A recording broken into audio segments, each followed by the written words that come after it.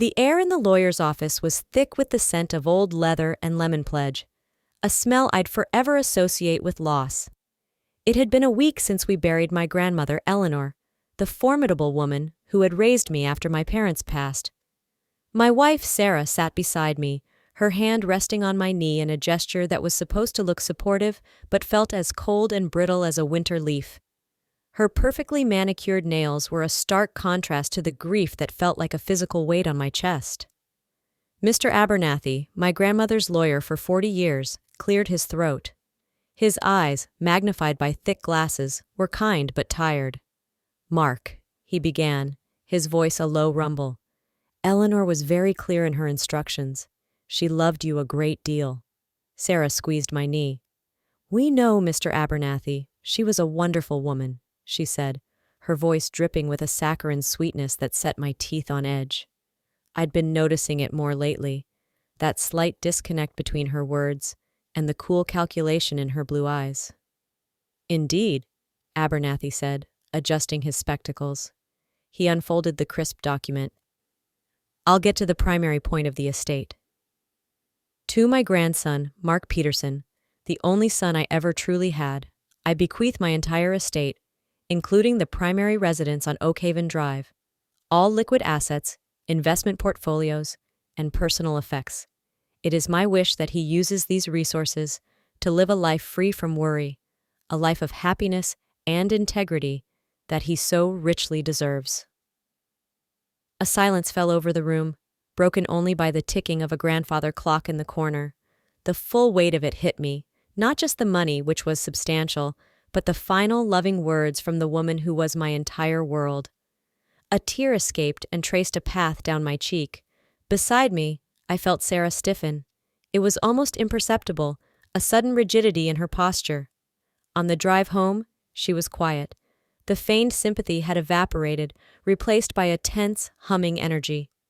She stared out the passenger window, watching the manicured lawns of our suburban neighborhood blur past.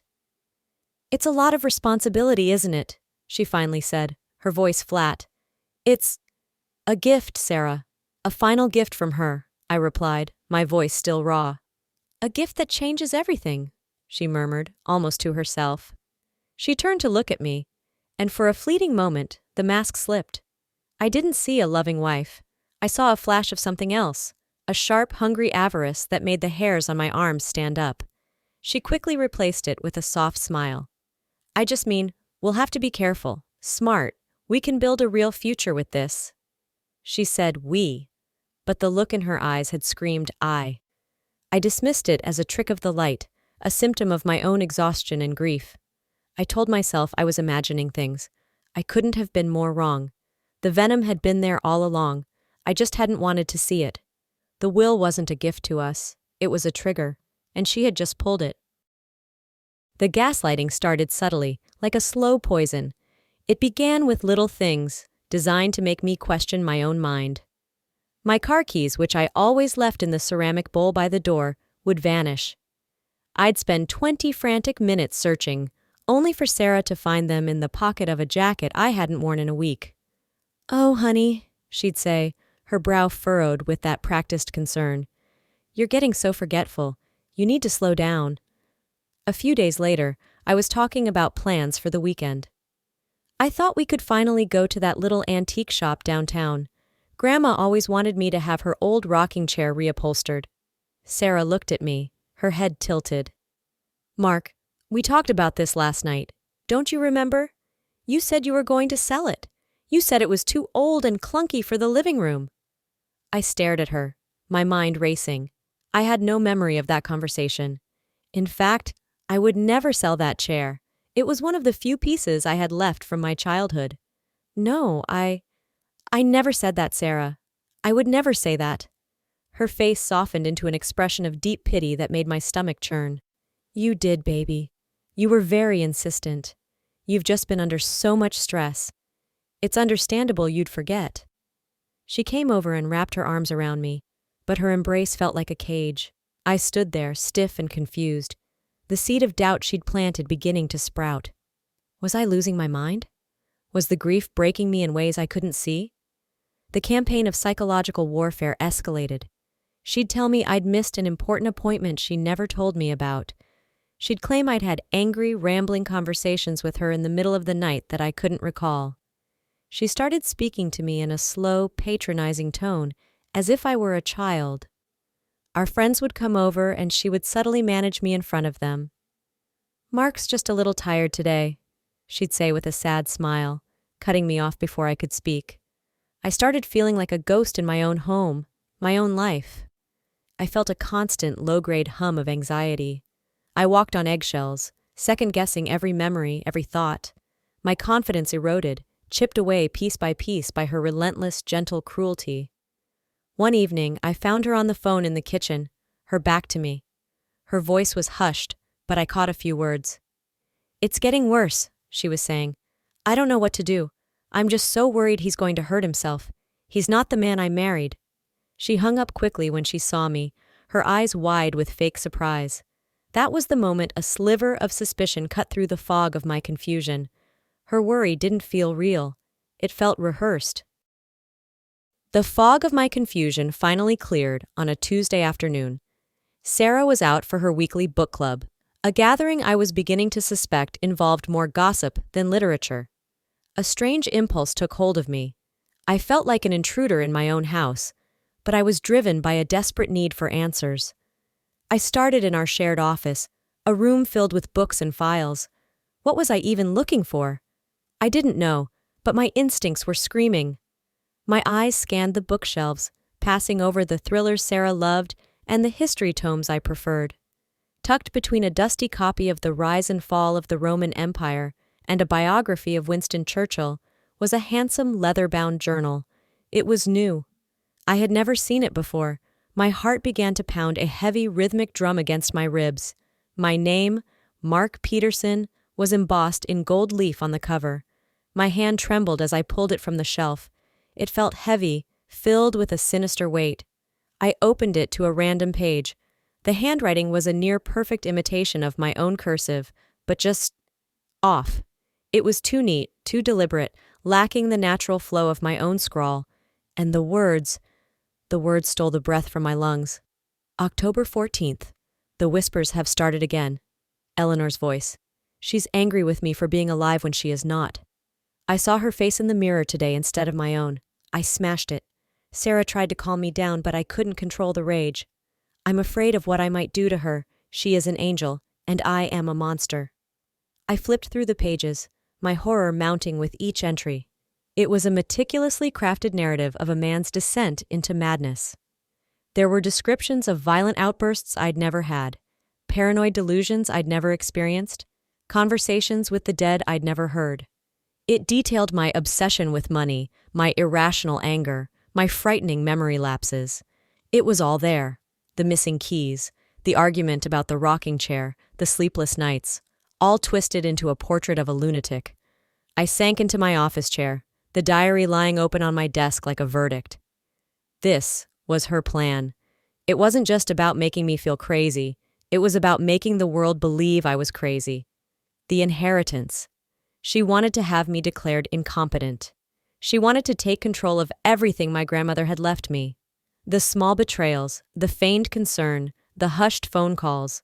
It all snapped into focus with sickening clarity. This wasn't a wife worried about her husband's mental health. This was a predator, patiently and methodically setting a trap. A cold, hard fury replaced the grief and confusion in my heart. The game had changed. She thought she was playing with a broken man. She was about to find out how wrong she was. My first instinct was to storm into the living room, throw the diary at her feet, and watch her carefully constructed world of lies shatter. But I quickly suppressed the urge. A simple accusation would be my word against hers, and she had a diary full of evidence. I couldn't fight her fire with fire. I needed to douse it with a flood of undeniable truth. The next morning I called David Chen, my oldest friend and a bulldog of a litigator. "David, I need to see you," I said, my voice low. "It's urgent, and it needs to be off the books." An hour later, I was sitting in his sleek downtown office, the skyline of the city sprawling out behind him. David listened intently as I laid out the whole sordid story, from the reading of the will to the discovery of the forged diary. I placed the journal on his glass desk between us. He didn't touch it, treating it like a venomous snake. When I finished, he leaned back in his chair, his expression a mixture of disgust and grim determination. "The good news is, she's arrogant," David said, his fingers steepled. "She thinks you're too broken to fight back, so she's getting sloppy. A good forensic handwriting analyst could probably tear this apart, but that can get messy in court. We need something better, something she can't possibly deny." "What do you have in mind?" I asked, feeling the first spark of hope in weeks. "We let her finish building her own gallows," David said, a faint smile playing on his lips. "She's writing this diary somewhere, right? Most likely in the house where she feels safe. We're going to catch her in the act." The plan was simple, elegant, and ruthless. David had a contact who specialized in discreet surveillance. That afternoon, while Sarah was at her yoga class, a quiet, unassuming technician came to the house. He installed 2 tiny high-definition cameras. One was hidden inside a smoke detector in our office, aimed directly at my desk, the very desk where I'd found the diary, and the most logical place for her to continue her work. The other was placed in a digital clock on the mantel in the living room. They're motion-activated and streamed directly to a secure cloud server, the technician explained. "You can access the feed from your phone. She'll never know they're here." That evening, as I pretended to read a book on the couch, Sarah sat at my desk in the office, the door slightly ajar. "Just paying a few bills, honey," she called out sweetly. I glanced at my phone, my heart pounding. The live feed loaded. I saw the back of her head, the soft glow of the desk lamp illuminating her. She pulled the leather diary from its hiding spot. Then, with a look of intense, cold concentration on her face, she picked up a pen and began to write, her hand expertly mimicking my signature flourish.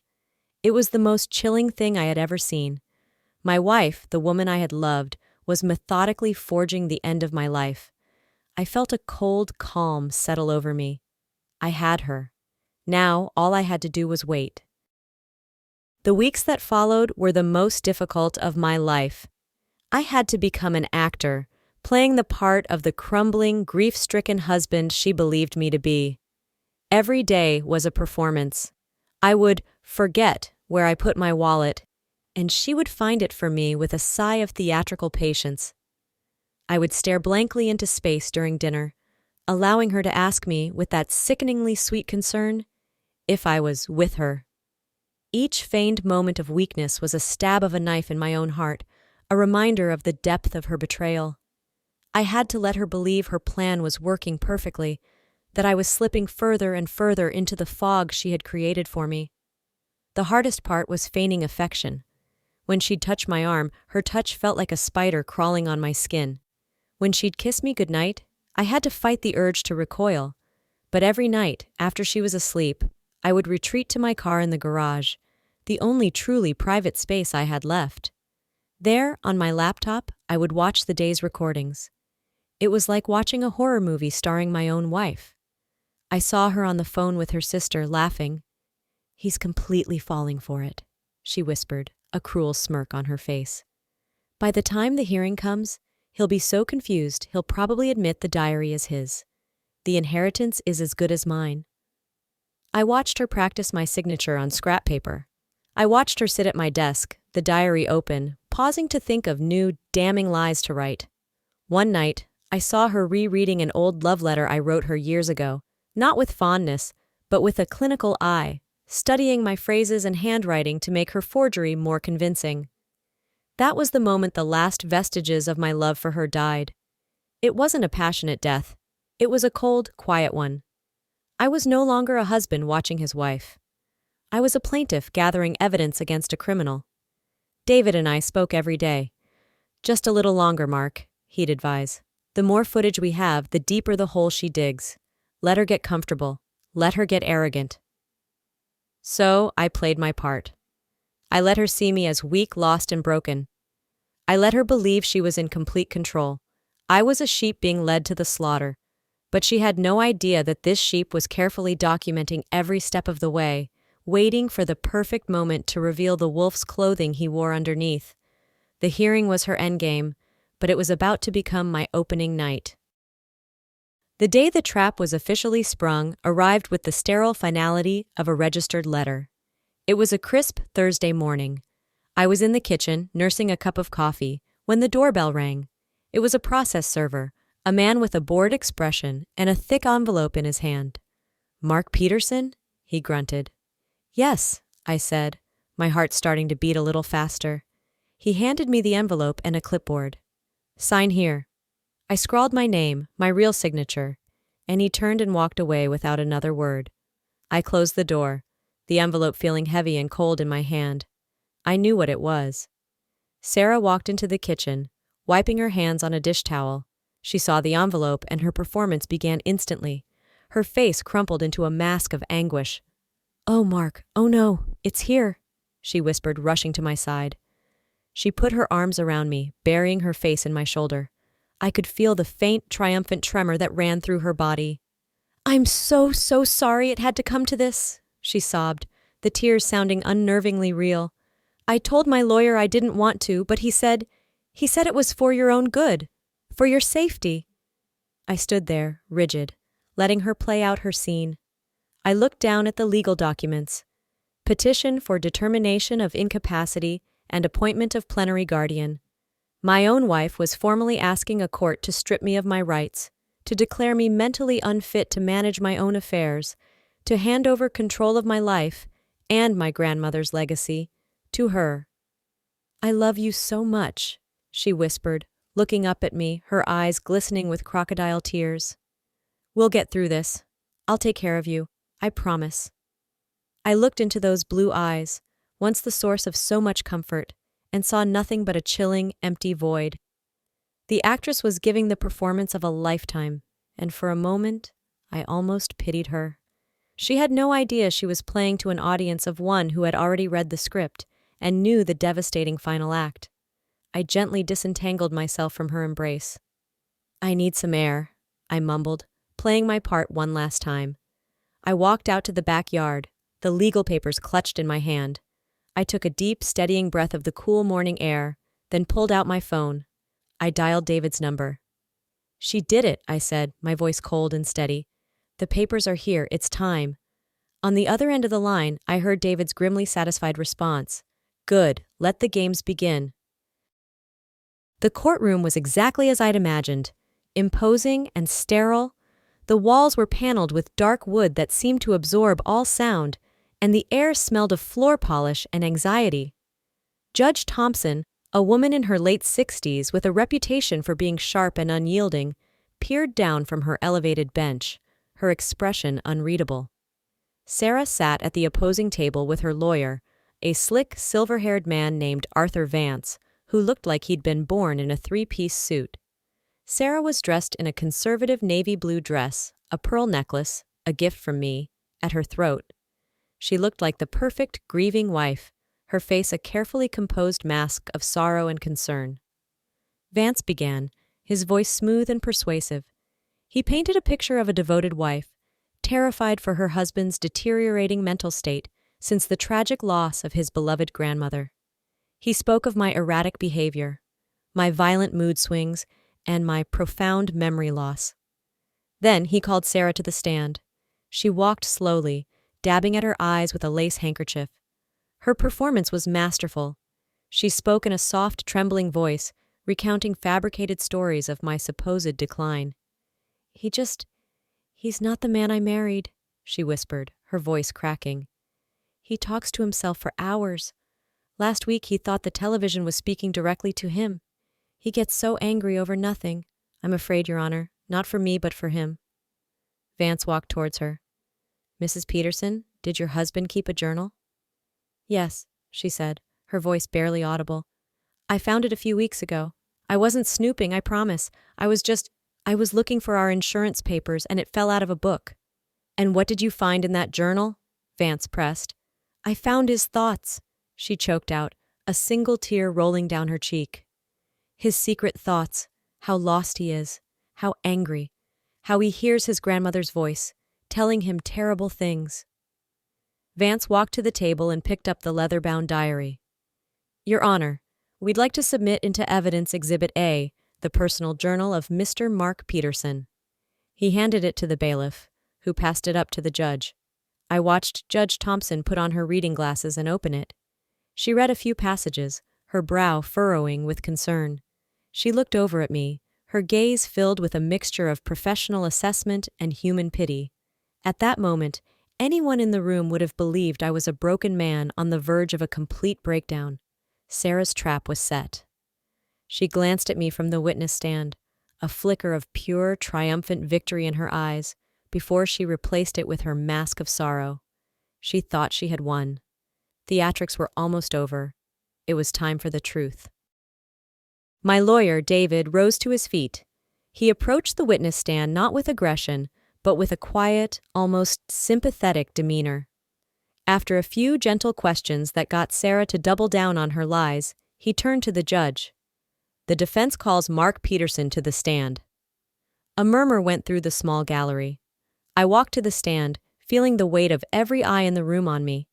I sat down and looked directly at Judge Thompson, my expression calm and clear. I felt no fear, only a cold, righteous anger. David let the silence hang for a moment before he spoke.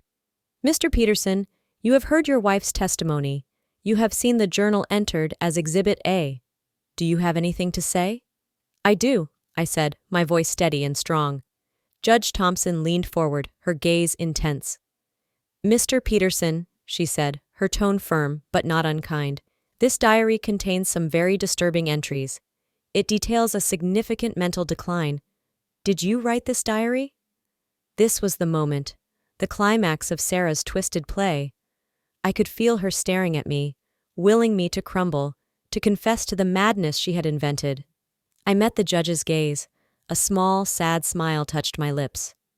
No, Your Honor, I said, my voice ringing with clarity in the silent room.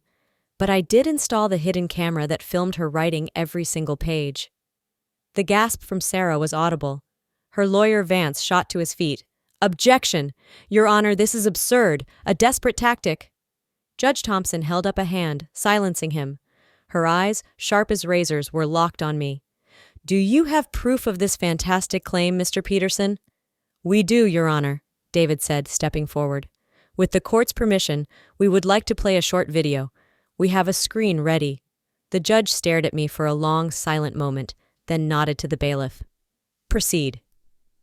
A large screen was wheeled to the center of the room. The lights dimmed slightly.